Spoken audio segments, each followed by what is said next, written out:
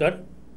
আজকের যেটা আলোচনার বিষয় আপনাদেরই অনুরোধে যে আর্থিক দিক তো এর আগের দিন আলোচনা বেশ কিছুটা হয়েছিল, তো আজকে আর্থিকের পাশাপাশি কিছুটা দুর্ভাগ্য বিষয় নিয়ে আলোচনা করব। এবং দুর্ভাগ্য বিষয় এইটায় যারা যারা ভুগছেন দুর্ভাগ্য সংক্রান্ত বা যাদের ভীষণভাবে দুর্যোগ চলছে ভাগ্যের, তাদের বক্তব্য যে এই দুর্ভাগ্যটাকে কি করে কাটানো যায়। তাহলে সবার আগে যেটা জানতে হবে অ্যাস্ট্রোলজি বিষয়ের কিছু কিছু পয়েন্ট, যেমন 12 নম্বর ঘর, দ্বাদশ ঘর যদি ডিস্টার্ব থাকে তাহলে পরে কিন্তু আপনার আর্থিক দিক ভালো যাবে না।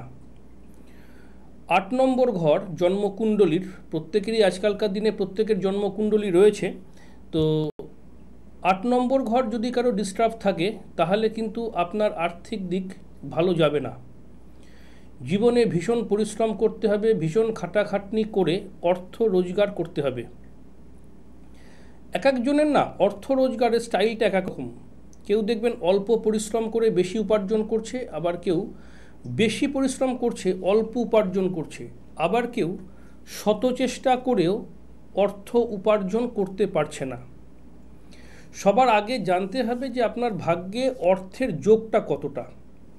যদি আপনার ভাগ্যটা আর্থিক যোগটা ধরে নিন একটা এরকম একটা পাত্র হয়, তাহলে পরে এই পাত্রে যে পরিমাণ জিনিস ধরার কথা তার থেকে বেশি ধরবে না।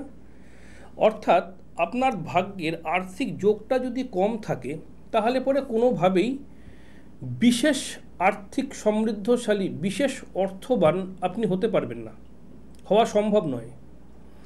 আবার অনেকে দেখবেন খুব অল্প টাইমের মধ্যে বিরাট কিছু করে ফেললো, বিরাট উন্নতি করে ফেললো, সেই রকমও দেখা যায়।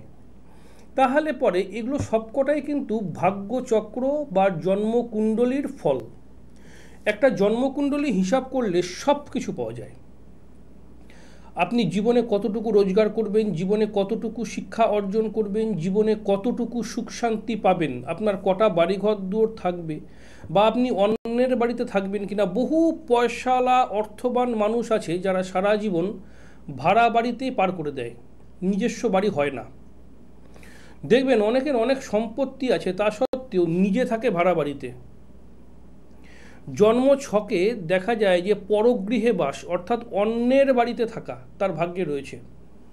তার যতই বাড়িঘর দৌড় থাকুক সে সেই বাড়িতে থাকতে পারবে না।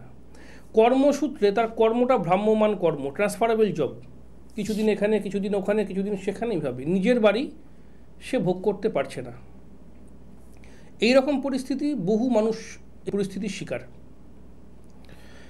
যেটা সবথেকে বড় জিনিস যে আর্থিক বিষয়টা সেই সঙ্গে মানসিক বিষয়, দেখবেন মানসিক শান্তি অনেকের থাকছে না, মানসিক শান্তির অভাব। অর্থ আছে, মানসিক শান্তি নেই, অর্থাৎ মনে শান্তি নেই। বাড়িতে নানা রকম ঝামেলা ঝঞ্ঝাট অশান্তি, মত পার্থক্য, একজনের সঙ্গে আরেকজনের মতের অমিল কন্টিনিউ লেগে রয়েছে। আবার অনেক সময় দেখবেন একই বাড়িতে সবাই মিলে রয়েছে, শুধুমাত্র সেই ব্যক্তিটার কারণেই বাড়িতে অশান্তি হচ্ছে, অন্য কোনো ব্যক্তির জন্য নয়। বহু সময় দেখবেন বাড়ির বাইরে সেই ব্যক্তিটা রয়েছে, খুব ভালো রয়েছে। আবার বহু ব্যক্তি আছে বাড়ির বাইরে, বাড়ির থেকে বেরোতে চায় না, বাড়িতেই বেশিরভাগ সময়টা কাটাতে চায়, বাড়ির বাইরে বেরোলেই তার সমস্যা, তার অশান্তি। এক একজন মানুষের অশান্তির দিক এক এক রকম, এক একজন মানুষের অশান্তির পরিমাণ এক এক রকম। তাহলে এই যে সমস্যাগুলোতে মানুষ ভোগে, আমাদের সমাজ, আমরা প্রত্যেকেই কেউ না কেউ কিছু না কিছু এই রকম সমস্যায় ভুগি। এই রকম সমস্যায় যারা ভুগছেন, সবার আগে জন্মকুণ্ডলীটা কাউকে দিয়ে দেখিয়ে নিন যে কতখানি ভোগান্তি আছে কপালে, কতখানি ব্যয় আছে, কতখানি সঞ্চয় আছে, আপনি ভাগ্যে কতটুকু কি নিয়ে জন্মেছেন। ভাগ্যের বাইরে তো কিছু হতে পারে না। বহু সময় দেখা যায় যে ভাগ্যে আপনার বেশ কিছু ভালো যোগ রয়েছে, কিন্তু বর্তমান টাইমে এমন কিছু পরিস্থিতি, যেই পরিস্থিতিগুলোর কারণে আপনি আপনার সৌভাগ্যটা খুঁজে পাচ্ছেন না, বা আপনার সৌভাগ্য আপনার কাছে এসেও ধরা দিচ্ছে না। এই রকম ঘটনাও দেখা যায়। তখন বহু মানুষকে বলা হয় তন্ত্রমতে স্থায়ী প্রতিকার। আমি যেরকম পরিমাণে গুপ্ত প্রয়োগ বলি সেরকম পরিমাণে বহু মানুষকে তন্ত্রমতে স্থায়ী প্রতিকার বলে দিই। এবং আমি বহু বছর 10 বছর 12 বছর পার হয়ে গেছে, বহু বছর ধরে আমি মানুষকে বলি যে তন্ত্রের যেটা স্থায়ী প্রতিকার সেটা কিন্তু আজকে করলেন কালকে থেকেই বিরাট পরিবর্তন হয়ে যাবে, হয় না, কিছুদিন সময় লাগে। আপনারা প্রত্যেকে জানেন যে বগলাতন্ত্র এবং শাবরতন্ত্র মতে আমি কাজ করি। বগলাতন্ত্র মতে যে কোনো রকম সমস্যা, শত্রুতা, ভীষণ মিরাকেল কাজ দেয়। শাবরতন্ত্র মতে আরও নানা রকম এক্সেট্রা কাজগুলো করা হয়। কিন্তু বহুজনকে আমি বলি, বহু দিন ধরে বলি, কেউ কোনো বশীকরণের জন্য আমার কাছে আসবেন না, কারণ বশীকরণ কাজটা আমি করি না। শত্রু সমস্যা, ভীষণ শত্রু সমস্যায় জ্বলে পুড়ে মরছেন, আসবেন, একদম ঠিক হয়ে যাবে।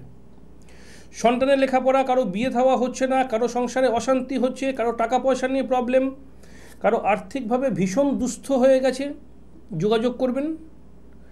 দিন উল্লেখ করে কাজ করার ডেট বলে দেবো যে এই দিন থেকে কাজ করবে আপনার তন্ত্রমতে স্থায়ী প্রতিকারে। আমি চ্যালেঞ্জ করে বলি, যারা যারা আমার চেম্বারে আসেন তাদেরকে আমি ডেট দিয়ে বলে দিই যে এই টাইম টু এই টাইম এই হবে, যা বলি তাই হবে। গেল। এইবার যে গুপ্ত প্রয়োগটার কথা বলছিলাম, যে গুপ্ত প্রয়োগটার কথা বলতে গিয়ে প্রসঙ্গটা একটু পরিবর্তন হলো, যে নানা রকম সমস্যায় ভুগছেন, নানা রকম দুর্যোগ দুর্বিপাকের মধ্যে দিয়ে ভুগছেন, একটা বিরাট কাজ বলছি, সেই কাজটা করবেন। কাজটা কি কাজ করতে হবে? বহু সময়ে বহু ক্ষেত্রে দেখবেন আপনারা শহরের মানুষ অথবা আপনারা গ্রামের মানুষ, যেখানকার মানুষই হন না কেন, নদী প্রায় সর্বত্রই থাকে, প্রায় সর্বত্রই, বাড়ির কারো খুব কাছে, কারো কিছুটা দূরে। পশ্চিমবঙ্গে অজস্র নদী, নদীর অভাব নেই। যে কোনো নদীর ধারে অথবা গঙ্গার ধারে, গঙ্গা নদী, যে কোনো নদীর ধারে বা গঙ্গার ধারে দিয়ে ওই জিনিসটাকে পুঁতে দিন।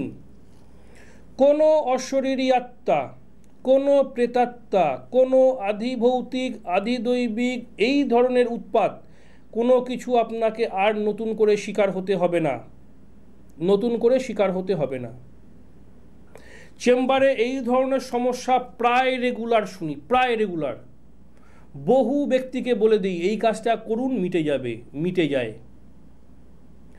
বহু সময় দেখবেন অশরীরীর উপস্থিতি আপনাকে জানান দিয়ে দেবে। আপনার বাড়িতে নতুন আত্মীয় এসছে, সেও আপনাকে হয়তো বলবে আরে তোর বাড়িতে কী আছে বা আপনার বাড়িতে কী আছে, রাত্রেবেলা ঘুম হলো না, রাত্রেবেলা দেখলাম যেন কেউ যেন চলে গেল একটা ছায়ার মতো, কখনো দেখবেন ওই পায়ের ধূপধাপ শব্দ। বহু বিজ্ঞান পড়া ছেলের মুখে শুনেছি এই ধরনের গল্প, এবং গল্পটা বাস্তব। যাই হোক, আজকে আলোচনা তো প্রায় অনেকটাই হলো, সময়ও বলছে যাই। তো যার যার যোগাযোগ করার ইচ্ছা, যে ফোন নাম্বারটা রয়েছে সেই ফোন নাম্বারে যোগাযোগ করে নেবেন। বগলাতন্ত্র এবং শাবরতন্ত্র মতে যদি কারোর তন্ত্রমতে স্থায়ী প্রতিকারের প্রয়োজন হয়, বা যে ধরনের সমস্যাগুলো এতক্ষণ আলোচনা করলাম, যদি কারো জীবনে এই ধরনের সমস্যা চলতে থাকে, অবশ্যই স্থায়ী প্রতিকারের জন্য যোগাযোগ করে নেবেন। চেম্বারের অ্যাড্রেসগুলো নিচে দেওয়া রয়েছে। যে ফোন নাম্বারটা দেওয়া রয়েছে আমারই ফোন নাম্বার, ফোন আমি রিসিভ করি। সারাদিনে যে কোনো সময় ফোন করলেও রাত্রের দিকে ফোন করলে একটু বেশি ভালো হয়। কোন চেম্বারে কবে কখন আসবেন ফোন করে জেনে নেবেন। তো আলোচনা অনেকখানি হলো, প্রত্যেকে ভালো থাকবেন, নমস্কার।